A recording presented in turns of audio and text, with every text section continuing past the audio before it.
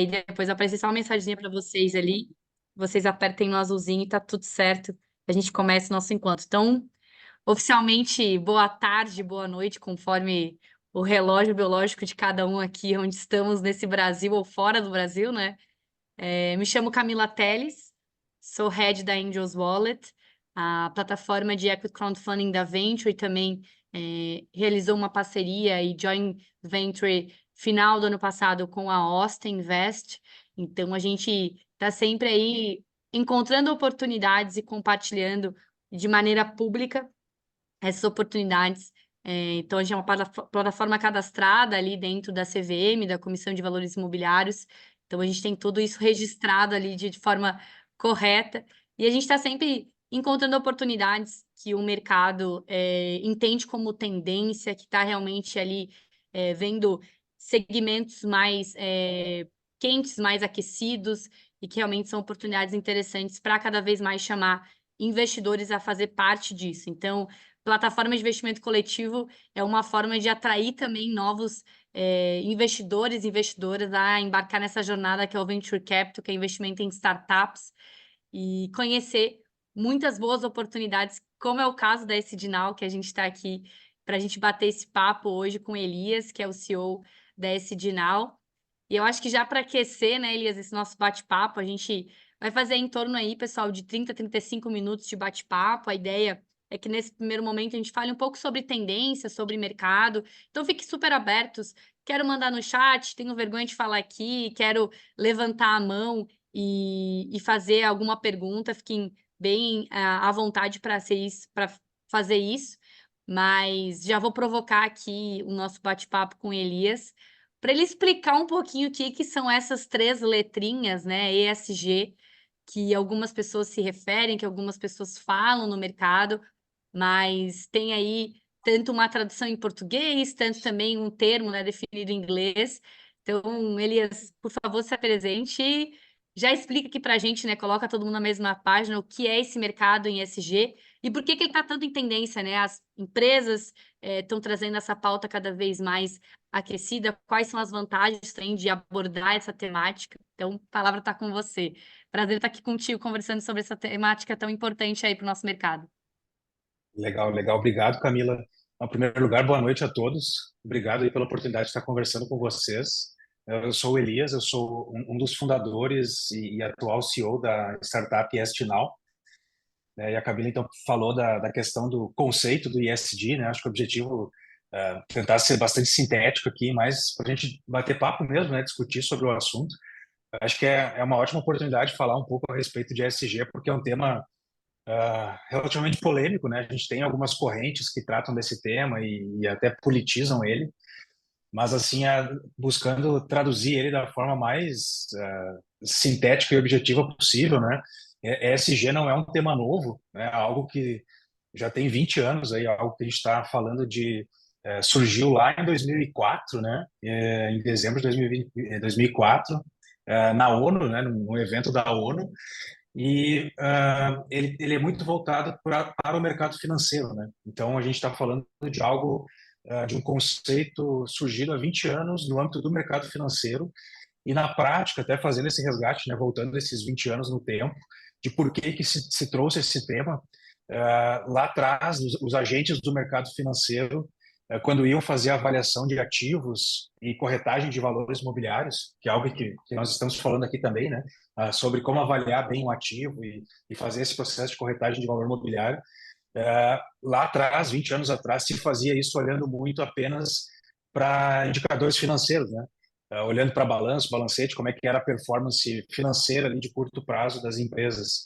E lá naquela época, então, o que a ONU quis fazer, o Pacto Global, na verdade, foi reunir ali as principais instituições financeiras e mostrar para aquelas pessoas, para aqueles agentes do mercado financeiro, o quanto era importante que na hora de avaliar ativos, eles passassem a considerar também aspectos ambientais, sociais e de governança, né, que é justamente o Environmental, Social and Governance.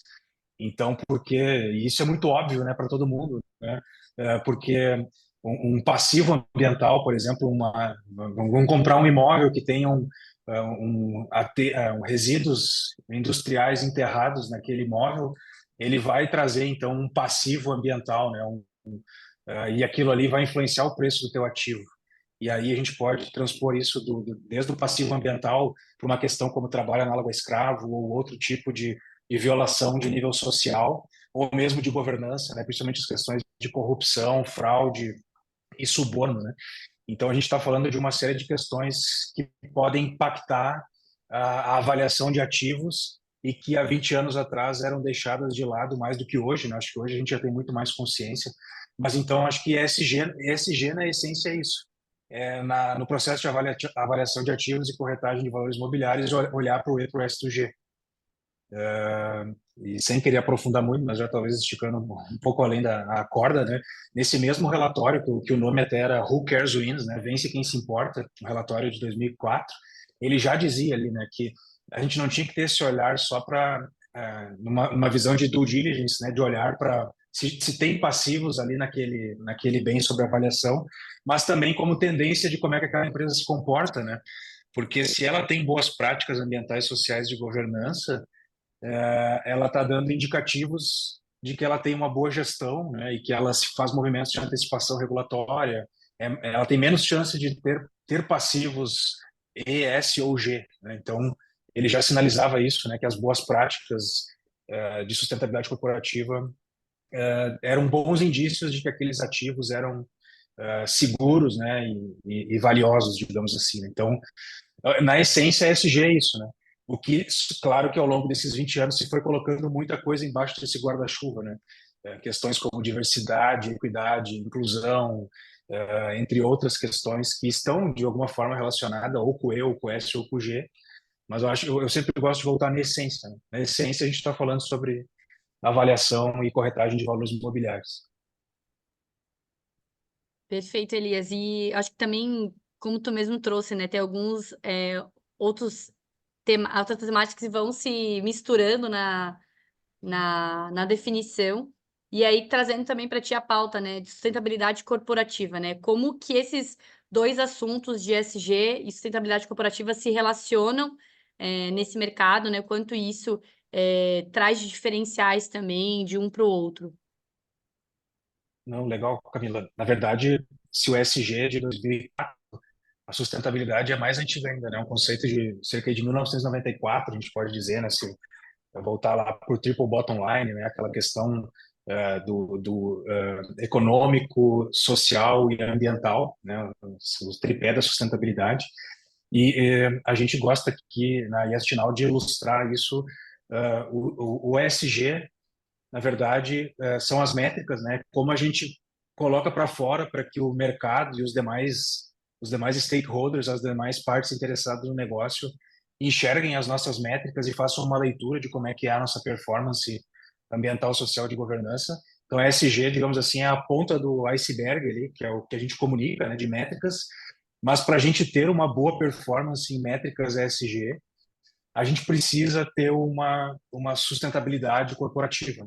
Então, a sustentabilidade corporativa é tudo aquilo que às vezes está abaixo do oceano ali no nosso iceberg, que são as boas práticas, né? Que é a cultura da sustentabilidade, justamente a questão do triple bottom line, né? De tu entender que toda tomada de decisão empresarial ela não vai gerar impactos apenas financeiros e econômicos de curto prazo, mas ela também traz consigo uma carga ali de impactos, sejam positivos ou negativos, ambientais, sociais e econômicos, sob o ponto de vista de geração de valor para a comunidade, né? Então, para mim, os dois conceitos eles caminham juntos, né? Sustentabilidade muito como a jornada em si, né? Como a gente vai conseguir a perenidade do negócio e o ESG muito como a gente metrifica tudo isso e entrega para o mercado fazer uma boa leitura disso, né?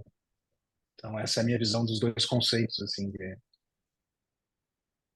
Bom, maravilha. Eu vi que outras pessoas foram entrando na sequência, então sejam todas e todos bem-vindos aí, Vicky, Bianca, Letícia, outras meninas foram entrando na sequência. Fiquem super à vontade para levantar a mão ou encaminhar perguntas aqui no chat. A ideia é justamente a gente fazer esse bate-papo inicial. Depois o Elias vai trazer aqui como um pitch a oportunidade de fato, né? Como que a SD está trabalhando nesse mercado, alguns números, algumas questões de clientes também, até para a gente também ter uma noção um pouco mais aprofundada dessa oportunidade. E uma pauta, Elias, que eu escuto bastante, desde que a gente está em grandes eventos, às vezes roda de conversa, é que, por muitas vezes, algumas empresas identificam o ESG algo muito vinculado a grandes companhias, né? Algo parece que muito grandioso e fica um pouco distante para alguns, na visão de algumas pessoas do mercado, que pequenas e médias não precisam ter relação com esse mercado. Então, queria um pouquinho ouvir da tua percepção, depois já passo a palavra para o Sandro para entender como que tu vê isso acontecendo no mercado, né? E até daqui a pouco já trazer alguns highlights de clientes também, tamanho, acho que até para o pessoal já entender um pouco na prática o quanto tu tá trabalhando isso, né? É só para os grandes? É para todos? Acho que isso são números que a gente traz que às vezes fica um pouco, né, numa órbita assim, um pouco distante de algumas pessoas. Não, perfeito. Eu acho que a gente está num momento de é um limiar assim de separação. A gente está entrando numa nova fase dessa questão da ESG, de sustentabilidade, que conversa justamente com esse ponto que tu trouxe, Camila. De fato, né, acho que até agora predominantemente eram as grandes corporações que vinham trabalhando nesse tema, né, assim, grandes e corporates, né, empresas aí com faturamento elevado, até pelo nível de gestão profissional delas, né. Só que a gente está num momento agora onde elas estão começando a cascatear isso ao longo da cadeia de valor delas.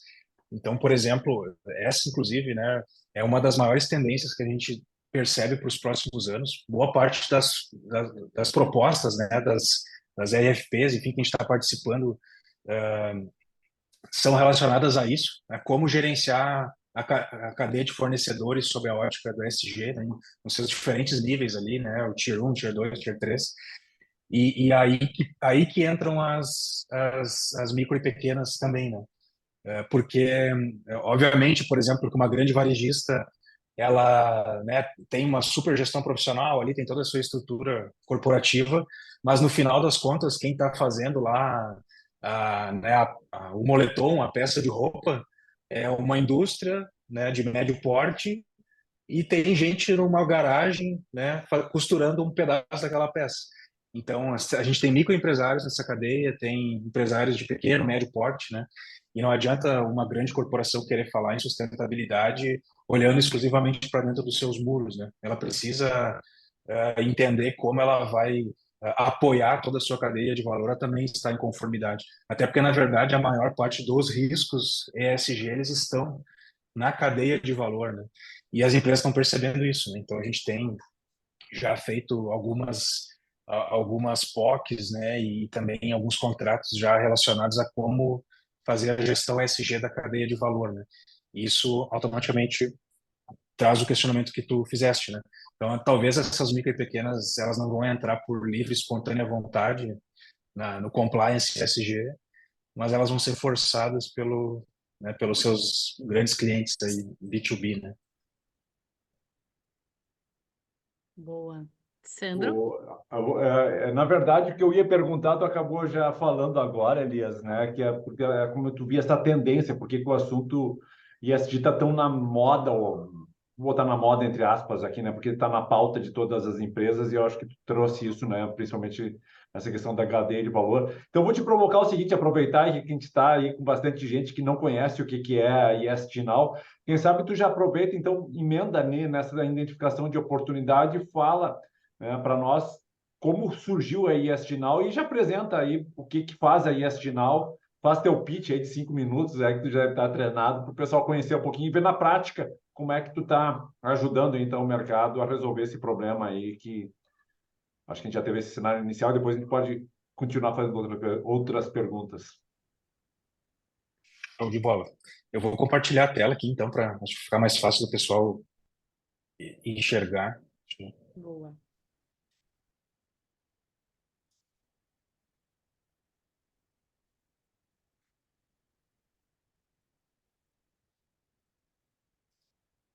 Se vocês puderem só confirmar se está aparecendo aí o... Perfeito, Estamos vendo. Show, beleza. Bom, então apresentar para vocês a ESG Now. Um pouco de como nós estávamos falando ali da questão de riscos, né? Então a gente tem... nós sempre gostamos de trazer alguns casos reais para mostrar o quanto isso de fato pode ser pode causar prejuízos financeiros e reputacionais para as empresas. A gente tem aqui os cases aí da Braskem, em Maceió, das vinícolas na Serra Gaúcha e da governança. Então, todos números bem expressivos, né, que, sem sombra de dúvidas, causam prejuízos tanto nas finanças quanto na reputação das empresas. Então, a ESG Now é sobre isso, né, sobre gestão de riscos. Mas nós também gostamos sempre de deixar claro que também é sobre oportunidades. Nós temos várias pesquisas de mercado que mostram que as empresas que estão tendo boa performance em métricas de ESG, elas estão entregando de 3 a 6% mais retorno aos seus investidores ao ano do que a média de mercado. Mas, saindo dessa visão macro de riscos e oportunidades, quando a gente vai para o dia a dia, né, lá dentro das empresas, entender como alcançar essas boas métricas ESG, né, o que eu preciso fazer para ter uma boa performance ESG, a gente se depara com dores comuns assim das empresas. Então, a dor mais comum, né, são os dados espalhados na organização e na cadeia de valor. Então, a gente tem ali, né, às vezes, milhares de fornecedores em diferentes camadas, e se a gente quer entender se aquele fornecedor está em conformidade com as boas práticas ESG, a gente precisa estar monitorando eles. Então, isso é realmente extremamente desafiador, mesmo para as grandes corporações, tá? Elas estão enfrentando essa dor de forma bastante intensa no momento. Outra dor diretamente conectada e é que cada vez mais as empresas precisam prestar contas das suas práticas ESG. Então, é uma grande quantidade de relatórios, inventários, auditorias, certificações que acabam consumindo boa parte ali do tempo e da atenção das equipes de ESG, que acabam presas em tarefas repetitivas, com muito retrabalho, muito desperdício de tempo e ficando suscetíveis a erros. Isso é uma dor também extremamente comum e a qual eles têm buscado cada vez mais soluções para resolvê-las, né? Então, aqui o nosso time de founders, tanto eu quanto o meu colega Otávio, nós viemos da área de consultoria e sustentabilidade de ESG, atuo há mais de 15 anos nessa área. A gente, então, percebeu essa dor junto com os clientes, né? A gente atende algumas empresas, como a própria Arezzo e Co, Picadilly, Usaflex, Solar Coca-Cola lá no Nordeste, entre outras, né? São mais de 450 empresas que a gente já teve a oportunidade de atender ao longo desses anos. E há mais ou menos 5 anos a gente percebeu que a tecnologia, inevitavelmente, tem que entrar na jornada ESG das empresas, e percebemos isso da pior ou da melhor forma que foi sentida essa dor do lado do cliente. Na época, então, nós fomos buscar soluções, haviam poucas soluções no mercado, e nós vimos uma oportunidade. Então, conversamos com o Rafael, que na época trabalhava na Dell como arquiteto de softwares. A gente uniu forças, desenvolveu um MVP, colocou para rodar em alguns clientes nossos de consultoria, validou, né, descartou muita coisa, aprimorou muita coisa, até que a gente entendeu, em julho de 21, que a nossa plataforma estava pronta para ir ao mercado. E aí lançamos, então, a ESG Now. A ESG Now, ela se posiciona como uma plataforma que reúne as principais ferramentas necessárias para que uma empresa faça uma gestão ESG completa 360 graus. Traduzindo isso na prática, né, principalmente para quem não tem muita familiaridade com a área, nós temos 3 missões principais. Uma delas é facilitar a vida de quem lida com ESG no dia a dia dentro das empresas. Então, tanto quem está na ponta lá de coleta, tratamento e reporte de dados, quanto quem faz análise de dados, né, a gestão e a alta gestão. E a gente entrega bons dashboards para elas e bons relatórios para que eles possam tomar as melhores decisões de ESG, prevenindo riscos e aproveitando oportunidades. Então, além de facilitar, nós temos a missão de prevenir os riscos de prejuízos financeiros e reputacionais decorrentes de problemas ESG e de contribuir para que as empresas prosperem, estando alinhadas às melhores práticas ESG. A nossa plataforma ela é composta, então, por 11 módulos. Esses 11 módulos, eles compartilham dados entre si, e o nosso lema é um input, múltiplos outputs. Isso significa que a empresa ela vai fazer uma única vez o input de um dado, por exemplo, energia elétrica, e vai extrair, a partir desse dado, vários outputs. Então, porque o mesmo dado, por exemplo, a energia elétrica, ele é usado para fazer um relatório de sustentabilidade que ela vai entregar para os clientes dela, é usado para o inventário de emissões de gás de efeito de estufa e é usado também para gerenciar uma meta, por exemplo, de redução de consumo de energia. Então, por que ela vai lançar 3 vezes o dado em 3 plataformas diferentes se ela pode unificar isso e evitar retrabalho e desperdício de tempo? Dentro da nossa plataforma, os clientes também fazem toda a gestão da sua estratégia ESG, então todos os objetivos, metas e planos de ação, sempre conectando com os princípios do Pacto Global e os Objetivos de Desenvolvimento Sustentável. Nós também temos um módulo de gestão de projetos de diagnóstico, certificação e auditorias, porque hoje as empresas elas precisam responder a uma série de protocolos, a uma série de frames, né, tanto nacionais quanto internacionais, e a gente permite que ela faça isso por dentro do nosso software, aproveitando aquelas informações que ela já utiliza para aquelas outras fontes. Inclusive o IFRS, que é um dos que a gente está trazendo aqui, saiu uma notícia bem recente, só me engano foi ontem até, na época do Grupo Globo, falando sobre que vai se tornar obrigatório, né, o preenchimento do protocolo IFRS no Brasil em poucos anos. Nós temos a questão dos inventários de emissões de gás de efeito de estufa. Também existe um projeto de lei, né, tramitando aí em fase final sobre a obrigatoriedade para diversas empresas de fazer inventário de emissões de gás de efeito de estufa.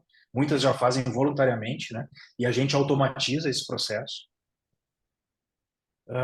Saindo um pouco então da solução, né, e vindo para o modelo de negócios, nós somos uma plataforma SaaS que oferece planos de assinatura. Então, nós temos vários modelos de planos de assinatura, desde um mais básico até um completo para corporações. As assinaturas não são as únicas fontes de receitas da ESG Now.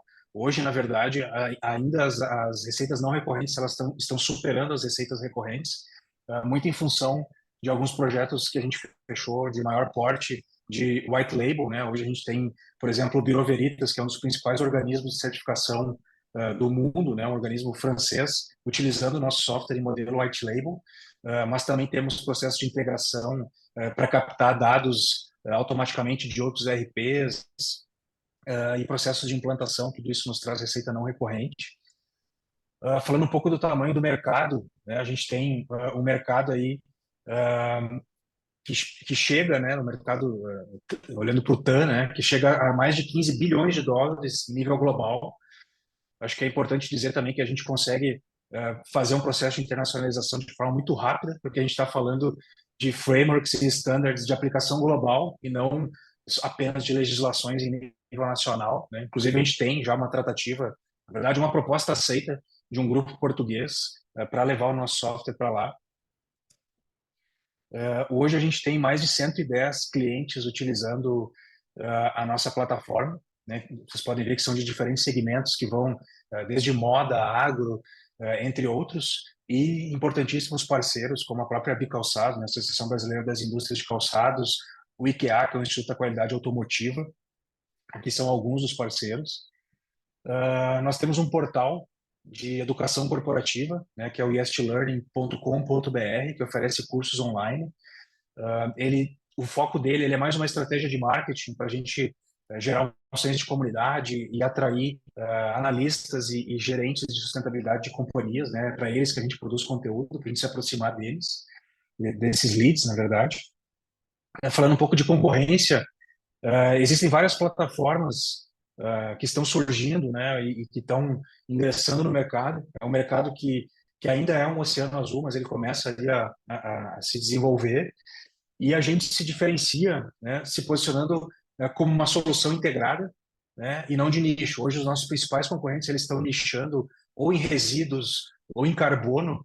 A gente procura entregar um sistema de gestão integrado, né, uma plataforma all-in-one, né, que oferece ali as principais, evidente que a gente não oferece todas as soluções, mas as principais para que ocorra uma gestão estratégica de parte das empresas, né. Nós estamos posicionados dentro do Instituto Caldeira, em Porto Alegre, temos uma mesa fixa dentro do Instituto, né? Temos relacionamento com várias empresas a partir das nossas conexões dentro do Caldeira. Nós tivemos a honra aí de ano passado participar do desafio de inovação da Lojas Renner em sustentabilidade. Entre 158 startups de 7 países, nós fomos uma das 3 selecionadas, foram 2 brasileiras e uma alemã. Então, nós estamos aí na reta final de um processo de POC com eles, justamente do tema que nós estávamos falando, de gestão da cadeia de fornecedores, né? Nós somos a startup responsável pela descarbonização do South Summit Brasil. Então, quem for no evento mês que vem aí, com certeza a gente vai se encontrar por lá, né? A gente está fazendo um inventário de emissões do evento para ajudar eles a reduzir as emissões nos próximos ciclos e também compensá-las. Por fim, aqui somos a plataforma oficial do Programa Origem Sustentável, que é a principal certificação ESG da cadeia de calçados do mundo, né? Caminhando aqui para o fim da apresentação, nós estamos então com a nossa rodada de investimentos aberta, né? A gente, com o apoio da Venture, teve bastante êxito e conseguiu aí captar até o momento cerca de 900 mil via o fundo da ACI, né, junto com a Venture e o Sicredi Comunitar. Estamos com a rodada aberta na Angels Wallet, né? A gente captou, salvo engano, 205 mil até agora, que dá 52% da rodada. Temos aí até os próximos dias para fechar. Isso porque também a gente recebeu uma nova oferta de investimento, né, de um fundo anjo baseado em São Paulo, onde a gente ontem mesmo devolveu o contrato de mútuo, né, com pequenas observações, mas a gente deve estar evoluindo para a assinatura desse contrato aí ainda dentro do mês de fevereiro, né? Então a gente está se encaminhando de fato para o fim da nossa rodada. E com isso eu agradeço, né? Esses fundos eles estão sendo todos destinados para aceleração do negócio. Então a gente está investido pesado na nossa máquina de vendas, né? Mesclando tanto estratégias de outbound quanto inbound para que a gente consiga captar o maior número de leads aí, né? Alinhados com o nosso ICP e fechar o maior número de negócios aí para entregar nosso propósito, que é justamente ajudar as empresas a acelerar aí a sua jornada ESG. Obrigado, pessoal. Legal, Elias. Deixa eu aproveitar aqui, ó, eu tenho mais de uma pergunta aqui, mas eu vou fazer uma aqui, aproveitar que tu está com a sala cheia de gente aí que potencialmente pode ser também investidor aí da ESG Now, aproveitar esse restinho de captação que está em aberta. O que tu enxerga, né, que essas pessoas, e aí eu já falo no meu nome também, porque eu já sou um dos investidores da pessoa física aí que entrei na rodada. O que tu espera desses investidores? O que tu acha que nós, né, e os demais investidores que queiram entrar junto contigo nessa rodada, além de Sicredi, além desse fundo, além da própria Venture, o que tu enxerga que é o principal valor que a gente pode entregar para ti aí nessa jornada para que a ESG Now cresça mais ainda? Perfeito, Sandro. Obrigado pela pergunta. A gente está até agora nesse processo de rodada aberta. A gente está tendo gratas surpresas assim com todos os investidores que se aproximaram da gente, né? A gente tem investidores trazendo um smart money aí extremamente efetivo, né? Ajudando a gente a entender aspectos do negócio que a gente não domina, sejam aspectos relacionados a marketing, a vendas, onde talvez não seja, né, a nossa expertise, e tem nos ajudado a modelar o negócio para que ele alcance a melhor performance possível. Então a gente está mantendo uma relação super aberta com os investidores que têm interesse em apoiar com o seu know-how, né, com suas habilidades de conhecimento e principalmente conexões, né? Acho que a gente já conseguiu clientes aqui a partir de conexões, redes de conexões dos nossos clientes. Então acho que muito mais também, obviamente o capital é importante, né? A gente está na reta final aqui e chegou até aqui muito em função do capital, mas sem dúvida essa inteligência, né, acoplada ao capital e as conexões, né? Acho que nada tem mais valor do que as conexões, na verdade, na minha visão, né? A gente tem ido muito longe aí com essas conexões que os nossos parceiros investidores têm trazido. Legal. Muito bom. Vou deixar o pessoal fazer as perguntas, senão depois eu monopolizo aqui. Tira a tela, de repente a gente se enxerga mais, acho que fica melhor aí para fazer as perguntas. Ó, a Bianca já tem uma pergunta pelo jeito ali, ó. Bora lá, vou dar o kickoff aqui. Primeiro, parabéns pela apresentação, tá super bem estruturada, acho que deu super para ter um overview do negócio. Anotei algumas perguntas, vamos por vez. Acho que queria entender um pouco sobre o que você comentou sobre hoje a maior fonte de receita não ser receita recorrente, né? São receitas não recorrentes. Você até falou um exemplo que o ESG Learning é uma estratégia ali de marketing. Queria entender um pouco mais sobre as outras fontes de receita, se alguma também tem uma estratégia para trazer um público-alvo e ajudar a converter em assinatura.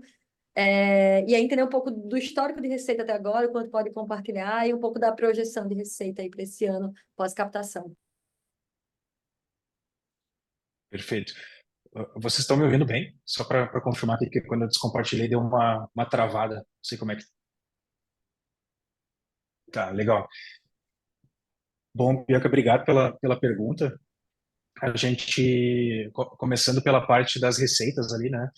A gente, ano passado, teve dois grandes clientes que entraram, né? Que foi o Bureau Veritas e o Instituto da Qualidade Automotiva. Então, eles entraram com projetos grandes de white label e sublicenciamento, onde eles vão captar clientes e vão sublicenciar a solução, né? Eles vão colocar clientes deles para dentro do software e reter parte do valor e nos repassar a mensalidade, né?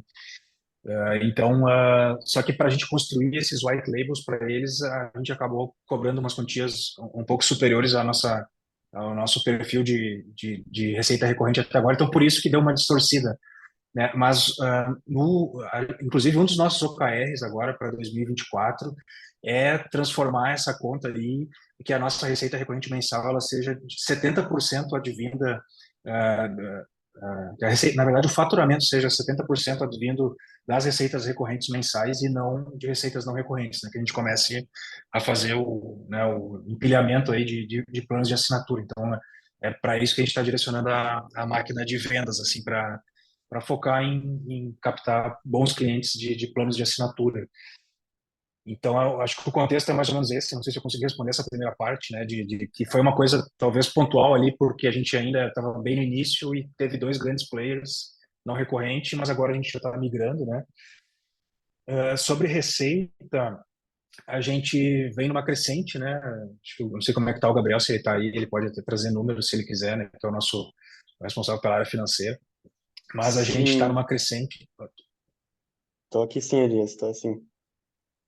Tu queres trazer algum dado, Gabriel? Sim, eu gostaria, desculpa te interromper, tentei levantar a mão ali, mas não deve ter visto. Só para deixar claro, no realizado, em relação ao ano passado, às vezes parece que a gente dá esse enfoque e o número é tão distante, né, em relação a mensalista e não recorrência. Em termos de proporções, o que a gente está olhando, na verdade, para o ano de 23, foi de 43% de mensalistas. A nossa expectativa, de fato, é, conforme tu colocou, transformar esse número em 70%. Só para não deixar tão destoado Perfeito. deixar isso mais claro. Perfeito. E, Ingo. e de rece... Desculpa, ia é, falar complemento. Não, eu só ia comentar das projeções de receita, né? A nossa meta, né, que a gente caminha é para chegar a um faturamento ao final de 2024. A nossa meta é 2,5 milhões. Essa é a meta de faturamento, né? A gente vem com o nosso forecast agora de negociações, ele está bem interessante, né? A gente tem aí cerca de uns 800 mil já nesse começo de ano de bons contratos quentes aí em negociação, né? Então, a gente tá com uma expectativa alta de alcançar a nossa meta, né? Claro que tem bastante trabalho para fazer, mas a gente está focado aí em converter. Fechado. Maravilha. Indo. Boa tarde a Ficou todos. tranquilo, Bianca? Ficou claro? Tudo certo? Super, acho que só um complemento, isso daria um crescimento de quanto? Em De 2024 vai 6 ser vezes. legal. Muito bom. Obrigada. Boa tarde, desculpa a todos, eu cheguei atrasado, então não peguei a apresentação desde o início, mas me chamou a atenção aí o White Label, Bureau Veritas.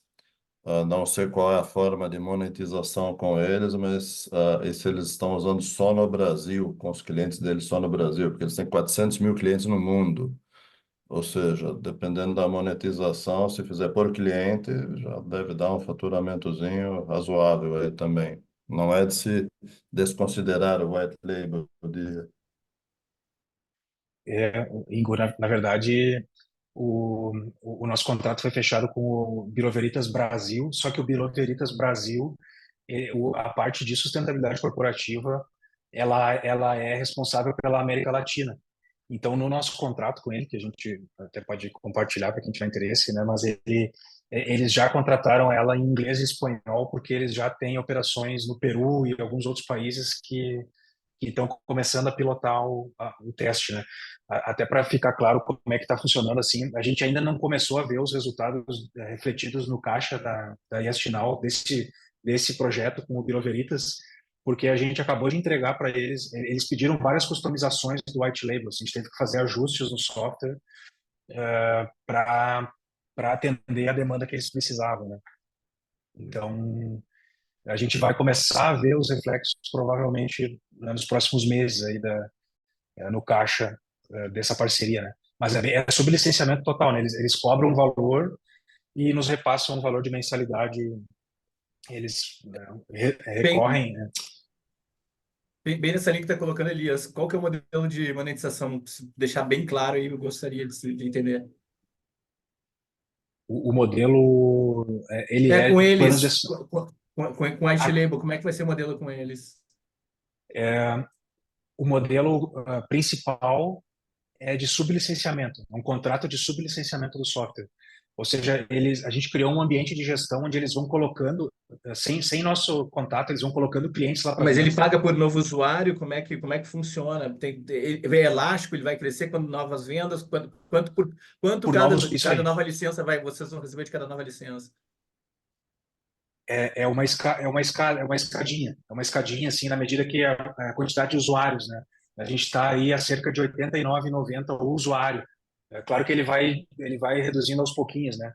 Mas é uma escadinha daí. E eles vão colocando usuários livremente, né? E quando E a chegar gente vai... no térreo da escadinha é quanto? Começa com 88 e o térreo é quanto?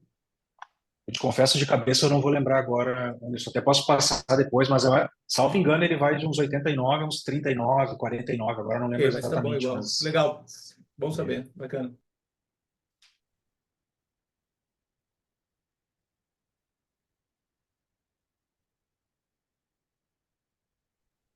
Posso perguntar? Claro, Neomar. Elias, tudo bom? Prazer. tudo bem. Prazer. Cara, só uma dúvida, tu tá falando ali do white label, me surgiu um negócio. Como é que é feito daí com essas tecnologias, as implementações que são criadas para esses clientes de white label? Porque vocês têm um software padrão, pelo que eu entendi, né? E vocês customizam algumas coisas para outros clientes. Como é que funciona? Se você cria uma feature para alguém, você integra isso ao software ou ele fica específico? Sim, até o momento a gente teve duas situações, que foi a situação do Bureau Veritas e a situação do Instituto da Qualidade Automotiva, e tudo que eles nos pediram a gente consegue, depois de fazer adesão ao software, a gente consegue oferecer para outras pessoas. Então, Uhum. e o próprio white label, o Rafael, que é o nosso CTO, ele teve o cuidado de, quase como se fosse uma roupagem ali. A gente, um simples troque ali de layout, a gente uma hora está com uma cara, outra hora está com outra, né? É o mesmo modelo, só muda identidade visual, logotipia e cores, assim, né? Mas a estrutura é mais ou menos a mesma, né? E, mas até agora, toda a customização contratada, ela é passível de utilização por outros clientes. Não tem nada que é exclusivo. A gente não faz clonagem do software, também é o mesmo software, né? Mesma,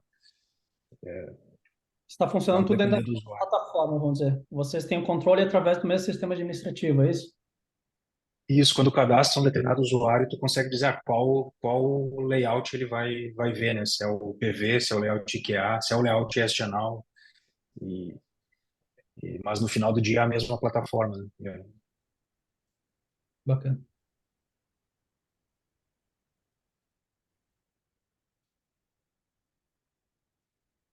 Anderson, você que saiu com a mão levantada, mas acho que foi de antes, né? Acho que não sei se tem mais alguma pergunta. Maravilha. Pessoal, Deixa eu alguém mais fazer tem? mais. Boa, claro. Vai, Ó. Bianca, vai lá, preferência para Bianca, por favor. Tá, vou para mais um então. Você falou um pouco que um dos desafios é organizar essa máquina de vendas. Eu queria ouvir um pouco como que está hoje. Hoje, qual que é a principal fonte de aquisição de clientes? Qual que está sendo o maior desafio? Então, entender um pouco mais como vocês estão pensando em organizar. Tá,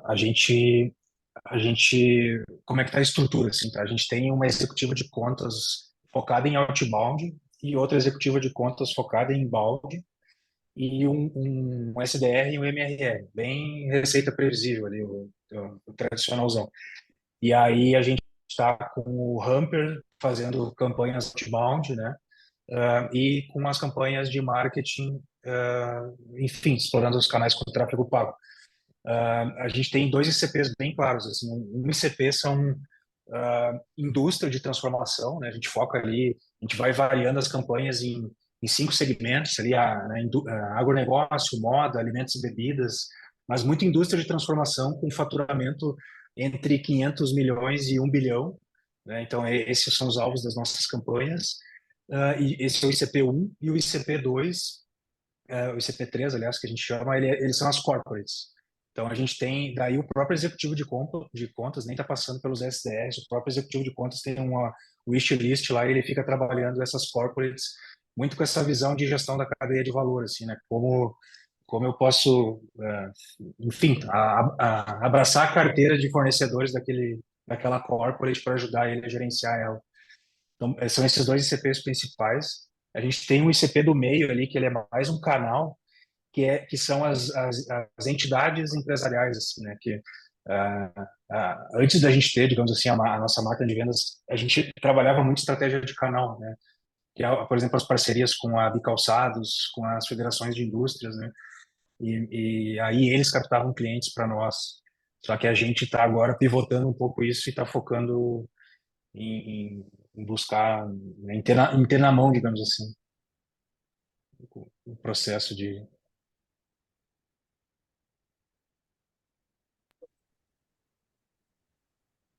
Boa. Tranquilo, Bianca? Ficou boa. Fernando? A minha participação aqui talvez não seja de fazer perguntas, né, para o time ali da ISG Now, mas de colocar que a gente já tem uma trajetória aí. Comecei na Venture como investidor e depois acabei entrando, fazendo parte do time da Venture hoje, né? E a Camila até colocou bem no início, né? Estou com a camisa do investidor aqui, mas eu acho que o que eu tenho para falar de ESG Now, eu tive a oportunidade de conhecer esses empreendedores pessoalmente na última Mercopar, em Caxias do Sul. Acho que eles têm desafios bastante bons, né? Bons de serem enfrentados. É um time que está, pelo pouco que a gente pôde conversar e acompanhar, né, o desenvolvimento da startup, bem focados, e a Venture tem um histórico aí também de avaliar muito o time, né? Trazer boas startups com bons empreendedores para a gente investir. Eu diria até que nem tanto investidor a gente seria, mas até apostador, né? Quando a gente vê que tem uma ideia bastante boa, uma solução muito boa para os desafios empresariais que vão se apresentando daqui para diante cada vez mais, e esse time, como eu já falei, assim, bem centrado, e acho que tem uma parte interessante também que eles avaliam muito os conceitos, né, que estão envolvidos em se trabalhar com ESG, né, para as empresas e para eles poderem atender os seus clientes. Camila, vou te pedir para passar o QR Code aí e contar comigo também para fazer investimento. Maravilha, já vou encaminhar aqui de novo o link da Obrigado, Fernando. oferta aqui no chatzinho. E é o mesmo, pessoal, para vocês fazerem ali cadastro, reserva e depois o pagamento. Tudo é feito na plataforma ali digital. Também vou colocar depois o meu contato, caso tenha alguma dúvida, fico totalmente à disposição. Obrigada aí, Fernando, pela compartilhar a tua visão aí frente ao time. E Sidney, a palavra está contigo. Olá, pessoal, vocês estão me ouvindo? Legal. Parabéns aí, Elias, pelo negócio, pela apresentação. Elias, Obrigado, talvez Sidney. até você falou em algum momento, você tem receita recorrente e não recorrente, né? Qual que eu vi que você apresentou lá que tem acho que em torno de 110 clientes, né? Qual que é o ticket médio, mais ou menos, obviamente, da parte recorrente? E se você já tem informação do faturamento de janeiro? Sim, até o Gabriel depois pode trazer o faturamento certinho, mas sobre o ticket médio, a gente está agora, né, olhando para as últimas propostas que a gente fechou, vou pegar as últimas 4 propostas, né, e a gente está conseguindo manter ele de receita recorrente mensal numa ordem aí de, vou botar 3 mil, tá? 2.999, e aí depende um pouco.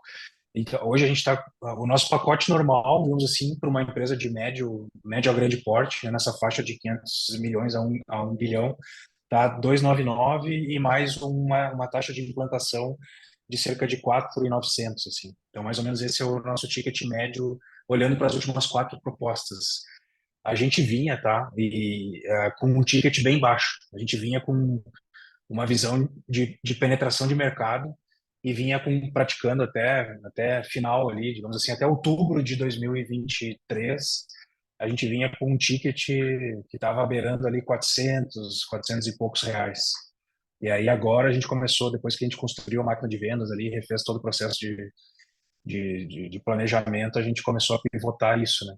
Então, mas eu acredito que vai se estabilizar agora que a gente está com a precificação bem desenhada assim e testada, vai se estabilizar nessa faixa aí de 3K. A tua outra pergunta foi o faturamento, né? Não sei se tu tá aí ainda, Gabriel. Tô sim, Elias.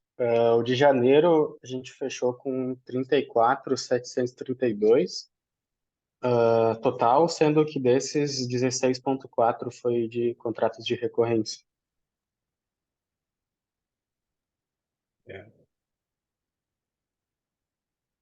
Ok, Elias, obrigado, viu? obrigado. Obrigada, Sidney. Fernanda?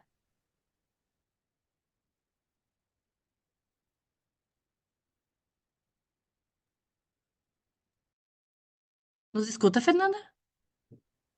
Se ela não. Ah, Acho que o saiu. Guilherme está com a mão levantada ali.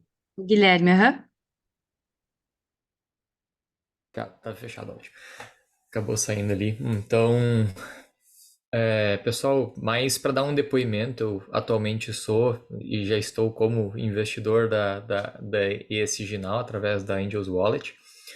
Mas queria só compartilhar com vocês um depoimento que eu acho que é bem bacana, que foi o motivo pelo qual a gente decidiu investir no Elias e na ESG Now. A ESG Now participou da Batalha das Startups do Gramado Summit do ano passado. E, assim, talvez a ESG Now fosse uma das startups destaques ali que faria maior sentido. Mas o valuation estava um pouco fora, tinha 20% já na mão de não sócios e investidores. A gente deu vários feedbacks para o Elias em relação à governança, em relação ao cap table, em relação à valuation. E assim, de forma assim, tipo, não prometemos cheque se ele fizesse a mudança e tal, tudo mais. Eu sei que deu 2 semanas, o Elias me chamou e disse, ó, Gui, a gente ouviu aí as dicas que vocês deram, eu, Elias, comprei a participação do outro sócio não atuante, que era uma empresa que tinha participação, então fiz tipo uma compra, botei mais o meu na reta, reolhamos aqui, tipo, achamos outro racional para o valuation e refizeram ali o valuation. Teve mais um ponto que eu não lembrei agora, mas assim, tipo, uma atitude muito de, tipo, aceitamos os feedbacks, vamos atrás, organizamos. Obviamente, não há dúvida que a diligência da SGNal foi muito rápida, né? Porque eles já tinham todos os documentos à mão.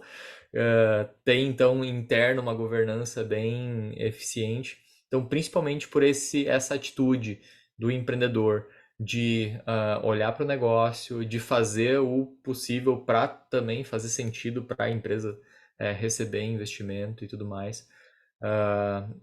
Então foram fatores tipo, super importantes para a gente decidir investir no empreendedor que escuta, que é coachable e que está fazendo aí, tipo, o seu possível para o negócio dar certo. Então, vou comentar desse feedback que a gente fez, que fez a gente venture decidir por investir no Elias e que também, consequentemente, fez sentido para o Sicredi depois investir junto e que está fazendo sentido para esse outro fundo de investimento investir mais 500 mil na sequência. Obrigado pelo depoimento. E aqui na sala a gente tem Obrigado. outros investidores, né? Gabriele, a gente tem o Rodrigo, o Neumar também investidor, então fico feliz aí com a presença de acompanhar também só os que estão aqui também ouvindo. É um acompanhamento muito próximo com a startup também, essa possibilidade de estar muito próximo de um ativo que você investiu e consegue estar acompanhando as evoluções e desafios. Fernanda, quer fazer essa pergunta agora? Tudo certo? Eu caí, voltei, mas estou aqui. Eu queria perguntar para o Elias, assim, se a persona, né, não de cliente, mas de área, como é que funciona em relação às médias, até as corporates, se é, por exemplo, via área de sustentabilidade, né, que vocês conseguem ter mais fechamento de contrato, se é via RH, compliance, inovação, qual das áreas que vocês enxergam aí como persona? O nosso alvo, Fernando, é sempre os departamentos de sustentabilidade e ESG, quando eles existem, né? E aí a gente vai pegar corporates, algumas grandes que já tem, mas quando não tem, daí a gente desce ali pro meio ambiente, saúde e segurança, qualidade, mas nessa faixa aí, sabe? Raramente a gente vai para RH, é bem. Porque hoje dificilmente uma pequena e uma média já não tem pelo menos um especialista em meio ambiente, um técnico de segurança, né? Então, a gente começa por aí e, obviamente, buscando o decisor ali, quem é a pessoa logo acima dele, né? Legal. Daria para dizer que 70%, 80% tem departamentos de sustentabilidade, a gente já vai direto no gestor da área e tal. Perfeito, obrigada. Obrigado.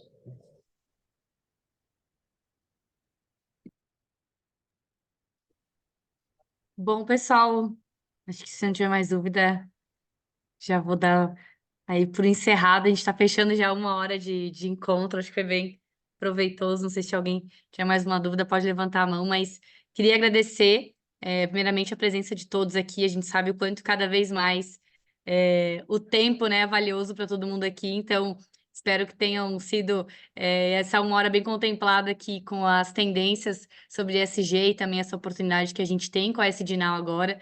Obrigada, Elias, pelo teu tempo, Gabriel também. Dentro aqui do nosso chat eu coloquei o link da nossa oferta, pessoal, e também coloquei o meu contato, vou colocar aqui de novo. Então fico super à disposição, precisarem aí conversar, entender um pouquinho mais sobre esse mercado de equity crowdfunding, fico super à disposição. Neomar? Na verdade, eu estava procurando aqui uma ferramenta e até perguntar, Elias, vocês usam alguma ferramenta hoje para fazer a parte comercial, prospecção e tudo mais? Sim, a gente usa no outbound, a gente usa o Hamper para Ah, é. construir as campanhas. E no inbound daí a gente usa o RD mesmo, né? E de CRM o Pipe Run, né? São É. 3 ferramentas combinadas assim. Eu ia sugerir uma ferramenta, só que não estava lembrando o nome, e daí você acabou de me lembrar, né? Uma vez eu vi uma ferramenta que é perfeita para ir pro que vocês fazem. Mas é a Hamper mesmo. Que é o Hamper, é muito boa para. Legal. Pessoal, aproveitar só agradecer o tempo, né, de vocês. Obrigado aí pela oportunidade de estar conversando com vocês e fico à inteira disposição, né? Quem quiser conhecer o software também, quiser que a gente faça uma demo, né, ou entender um pouco mais os números, a gente está à inteira disposição aí para apresentar. Muito legal, Elias. Então, olha, tu vê que a tua responsabilidade só aumenta, só tem gente boa chegando cada vez mais aí, né? Fechando a rodada agora, todo mundo confiando aí no trabalho bacana que tu tá fazendo, né? Todo o time. Então, continua assim, que tá todo mundo aí apoiando esse teu desenvolvimento. Vamos junto aí fazer acontecer o ISD nesse país. Obrigado, Sandra. Valeu, pessoal. Obrigada, pessoal. Uma boa noite para todos. Prazer conhecer vocês aí. E obrigada aí pela confiança, pelo tempo de vocês. Boa noite. Valeu, Tchau, pessoal. boa noite. Abraço.